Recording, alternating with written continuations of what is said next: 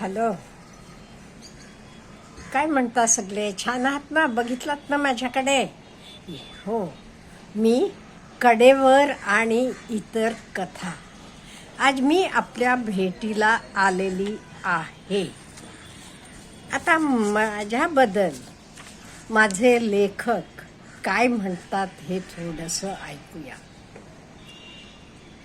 जगणं रोज क्षणोक्षण, मरत असतानाही जी जगवते त्या चिवट जीवन इच्छेस माझे हे पहिले पुस्तक अर्पण. पुढे ते म्हणतात, या कथासंग्रहातील प्रत्येक कथेत कोणीतरी मरत आहे. कधी माणसं, कधी स्वप्न, कधी निराशा आणि कधी घट्ट बांधून ठेवलेल्या संकल्पना. हे झालं लेखकांचं मत. आता आपल्याला प्रकाशक, संपादक घनश्याम पाटील काय म्हणतात हे बघू आपण. जेव्हा जेव्हा वाचन संस्कृती कमी होते, अशी अंधश्रद्धा तेजीत येते, तेव्हा तेव्हा त्यांचे निर्मूलन करण्यासाठी काळाच्या पटावर काही लेखक त्यांची लेखणी सरसावून पुढे येतात आणि या अंधश्रद्धेचे निर्मूलन करण्यास हातभार लावतात. कोविडनंतर ज्यांनी लेखन सुरू केले आणि आज अल्पावधीतच त्यांचं लेखनाचं परिध विस्तारून साहित्य क्षेत्र कवेत घ्यायची धमक ठेवतो, अशा अपवादात्मक लेखकांपैकी एक प्रमुख नाव म्हणजे महेश सोवनी. कथालेखन सुरू केल्यानंतर मराठीतील महत्त्वाचे दिवाळी अंकांनी, मासिकांनी सोवनी यांना व्यासपीठ उपलब्ध करून दिले आणि हे रसायन वेगळेच आहे हे लक्षात आले. स्वतःचा वाचकवर्ग निर्माण करण्याची क्षमता असणारे लेखक विरळ झाले असताना महेश सोवनी यांच्या कथेची वाट पाहणारे वाचक जागोजागी दिसू लागले. पहिले पुस्तक येण्याचे आधीच यातील कडेवर या शीर्षक कथेचा इंग्रजी अनुवाद करून साहित्य अकादमीनं तो सन्मानपूर्वक प्रकाशित केला. एक कथा गुजरातीत अनुवादित झाली.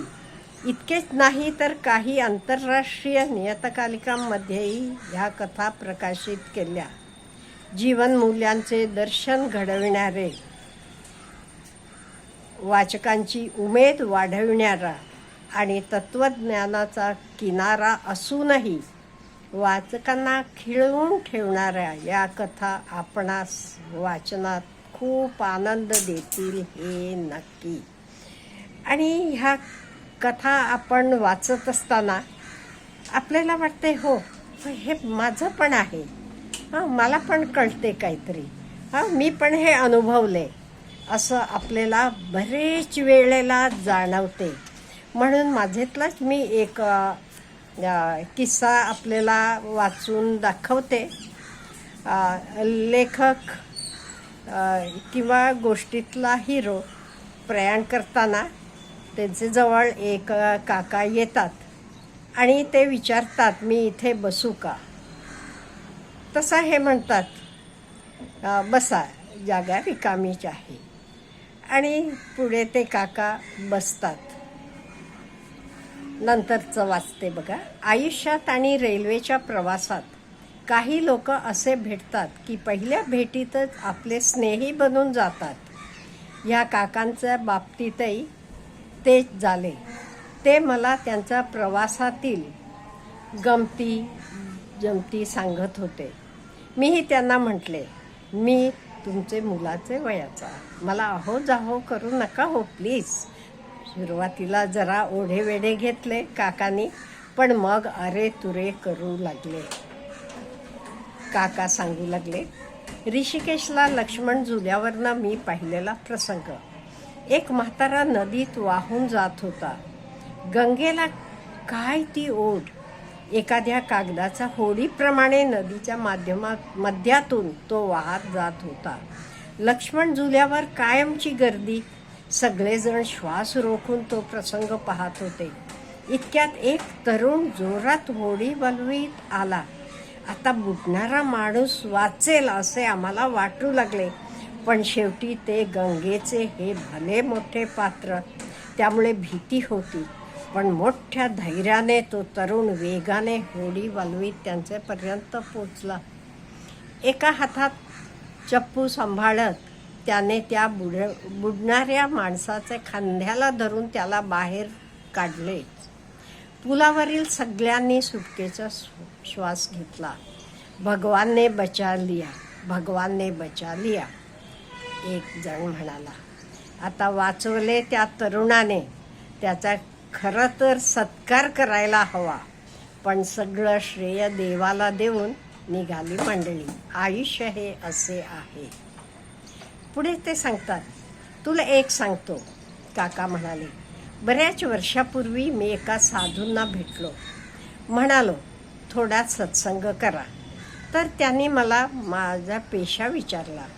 मी वकिली असे सांगितल्यावर ते म्हणाले, तुमच्याकडे नेहमी जगातील असेल नसेल ते सारे दुःख घेऊन लोक येतात. त्यांचे ऐका, पण त्यात गुंतू नका. ऐकताना मनातून त्यांचे सगळे छान होईल अशा शुभ भावना पाठवा. खूप महत्त्वाचे आहे हे तुझ्यासाठी. आपण समोरच्याचे वाईट गुण पाहत बसलो की न कळत आपल्यातही तेच उतरतात. चांगले पाहिले की चांगले गुण उतरतात. काका बोलत होते.